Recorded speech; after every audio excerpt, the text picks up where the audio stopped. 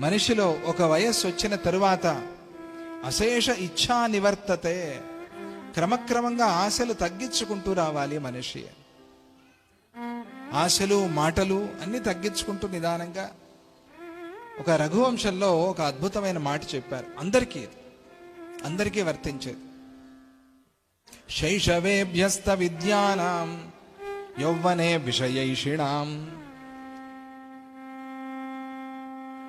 వార్ధకే మునివృత్తీనాం యోగేనాంతే తనుత్యజాం. శైశవే అభ్యస్త విద్యానాం, శైశవంలో బాల్యంలో చిన్న వయస్సులో బాగా విద్యని అభ్యాసం చేసుకోవాలి. యౌవనంలో అన్ని విషయాలు అనుభవించాలి. యౌవనే విషయైషిణ వార్ధకే మునివృత్తీనాం, వార్ధక్యం వచ్చిన తర్వాత, రిటైర్మెంట్ వచ్చిన తర్వాత అప్పుడు ఏం చేయాలి?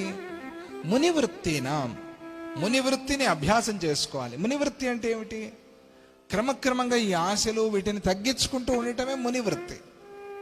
మనం అడవికి పారిపోవాలి అని కాదు అభిప్రాయం. మనస్సుని దానికి తయారు చేయాలి, ప్రిపేర్ చేయాలి. అట్లా వయస్సు అవుతున్న కొద్దీ ఆ స్థితి వస్తుంది. చివరికి వాళ్ళు యోగేనాంతే తనుత్యజాం, యోగంతో శరీరాన్ని విడిచిపెట్టేస్తారు. ఈ ప్రకారంగా ఎవరైతే ఉన్నారో, అందుకనే రిటైర్మెంట్ ప్లాన్ చేసుకోవాలి సరిగ్గా. రిటైర్ అయినప్పుడు ఎట్లా ఉంటాము?